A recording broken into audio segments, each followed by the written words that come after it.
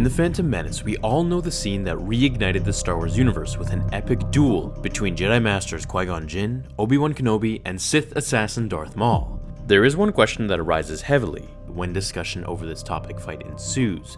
The question is, why didn't Qui-Gon just wait for Obi Wan to catch up before continuously and aggressively fighting Maul to the reactor's core, where he later dies? The answer is something that will require us to analyze Jinn's lightsaber fighting style, hand-to-hand combat abilities, the novelization, and his personality as a whole. So, in this scene, Obi-Wan has just received a kick to the face, sending him falling below, where Maul was met with a fist to his head by Qui-Gon, sending him on a hard fall right on his back. Qui-Gon's lightsaber fighting style was Ataru, the fourth form. This form relied heavily on acrobatic attacks, much like Maul's Form 7, however, it used more physical hand-to-hand combat as well. Qui-Gon Jinn was much older here at this point, and therefore he didn't use the form's acrobatic moves that he trained in for so many years. Also considering that he was on a narrow ledge, confined in space, just like where he died. These moves could not be executed. Now, the style was a very aggressive style, always on the offensive, unlike Obi-Wan's defensive style. Qui-Gon constantly pressed his opponents and never let up or slowed down, regardless of his surroundings. He was a practitioner of the Force. He believed in the will of the Force, and at that moment, with or without Obi-Wan, whatever the Force chose for him, he would press on with his attacks. Now let's take a piece from the novelization of The Phantom Menace to aid in the analysis of our answers.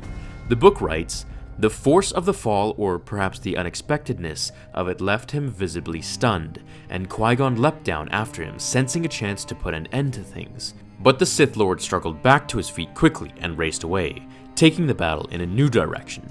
By the time Obi-Wan had recovered, Qui-Gon was in pursuit of Darth Maul, following him down the catwalk towards a small door at the far end of the power station. The Jedi Master went swiftly, legs and arms pumping, lightsaber flashing. He was worn and battered by now, close to exhaustion, but the Sith Lord was on the defensive at last, and he did not want to give him a chance to regroup. Qui-Gon, Obi-Wan called after him, trying to catch up, but the Jedi Master did not slow.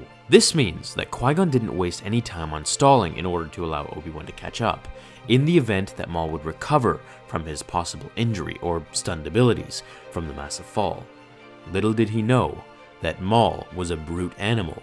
Physical pain meant nothing to him, only fed him to become stronger. This left Qui-Gon to think that if he moved quickly, he could take the upper hand on Maul and lead him into a confined space where his dual-bladed lightsaber wouldn't have as much of an effect. Also, if Qui-Gon would have stalled around for Obi-Wan to catch up, they all might have ended up within one cell of the force field array, which would have been very interesting. I think the main question I always wondered was, why didn't Obi-Wan just use Force speed to catch up to Qui-Gon and Maul?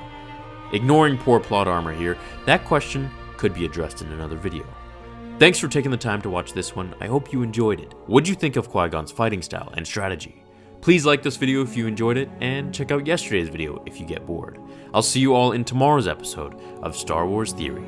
Until then, remember, the Force will be with you, always.